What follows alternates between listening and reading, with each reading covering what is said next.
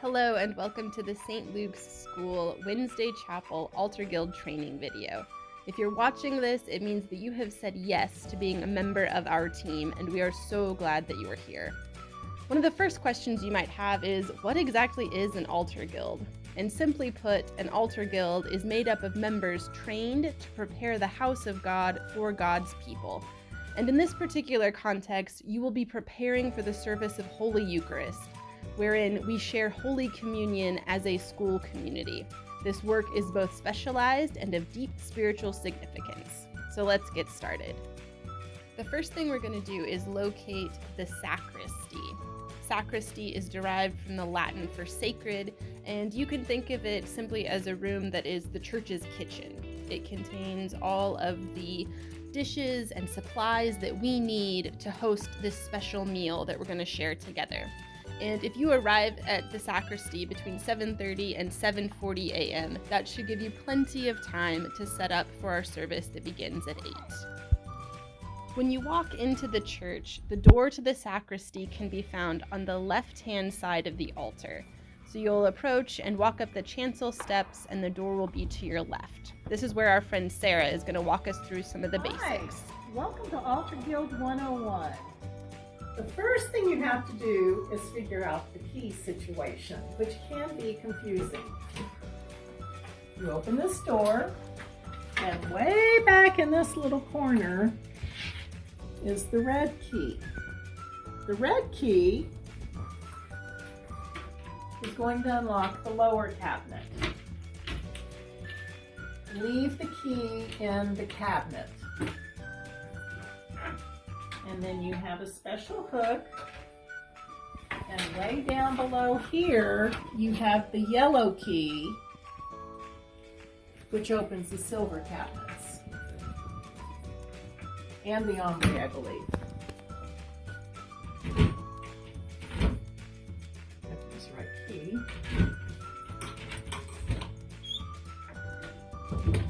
And this opens your silver cabinet, as well as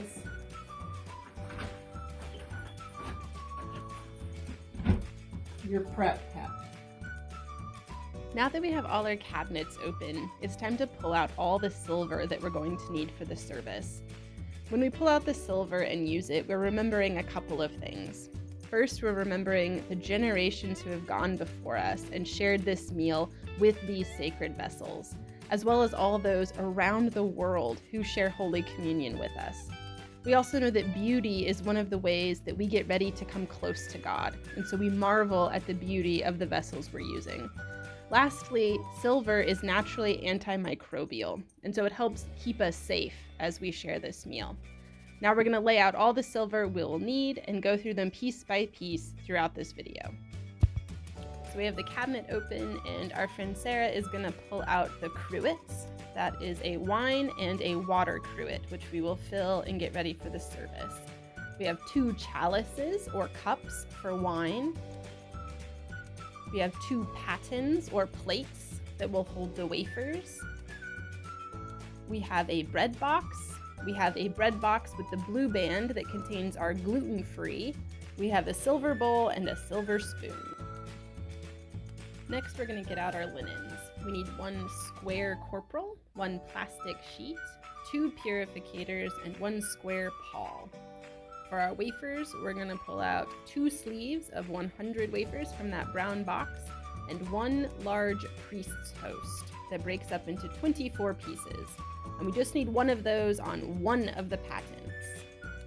Next, you can put your 2 purificators over your 2 chalices so that they are ready to go, and those patens go right on top, and that square cardboard pall goes on top of the priest's hosts. You're going to fill the bread box with those 2 sleeves of 100 wafers so that we are consecrating or blessing 200 wafers at this service, plus the priest host. Next, we're going to fill our wine cruets. One has a V for vino, the other has an A for aqua, and we're going to fill the aqua or water cruet with water right from the tap. You can fill that to the bottom of the handle, will be plenty of water.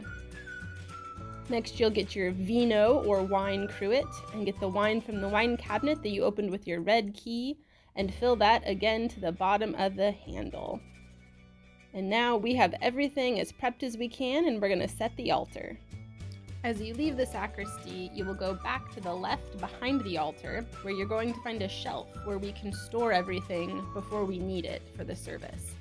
On this shelf, you're going to place the water and wine cruets. You will place the chalice, purificator, and patent that do not have the priest host on it, the bread box, the gluten-free, and the tube of 25 extra wafers. Next, we're going to set the altar. The first thing you're going to do is put down the plastic sheet, and you can line that up under the cross so it's in the center. And then you're going to pull the sheet and the corporal down to the edge of the altar so that if wine gets spilled, it's not on the fair linen. Next goes the corporal, which is Latin for corpse because it holds the body of Christ. Next, you're going to put your chalice in the center of the corporal with the purificator on top, followed by the paten or plate, the priest's host, and that cardboard pall, and your altar is set. Here is a final look at the back shelf with all of the items we need.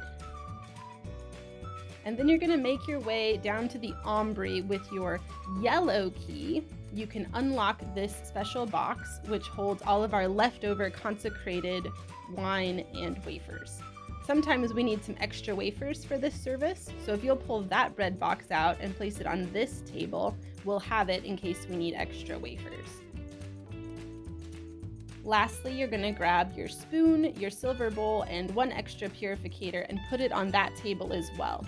This is just in case any wine gets spilled or wafers fall into a chalice. We have a way to scoop them out.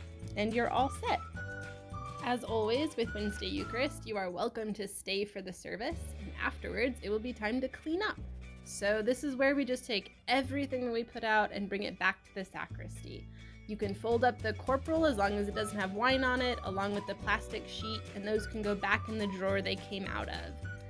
This shelf will be a little bit more disheveled than when you started, but everything just goes right back into the sacristy.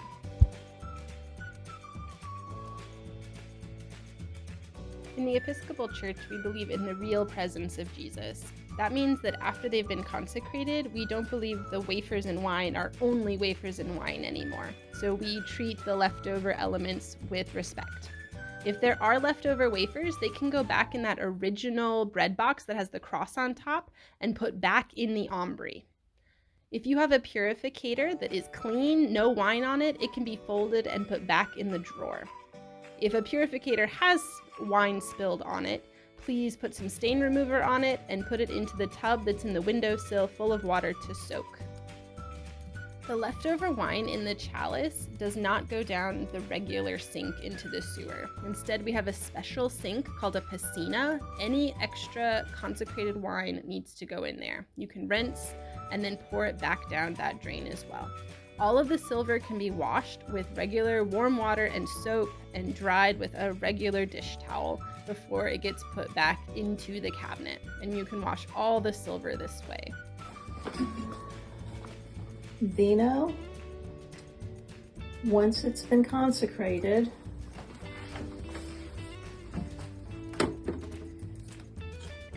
must go down the special drain.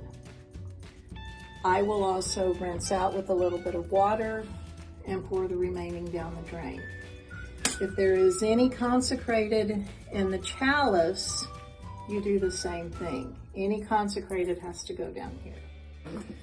Once you've rinsed and washed the agua and the vino, just take a small paper towel, fold it up,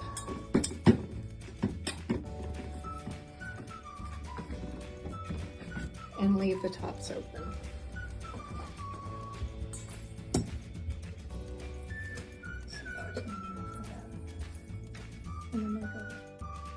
Lastly, you can drape any used dish towels on the cabinet doors so that they can dry. Please put the yellow key back in the wine cabinet and the red key back in the closet behind the door. Turn off the lights and you are all done. Thank you so much for your help. And that's Altar Guild 101.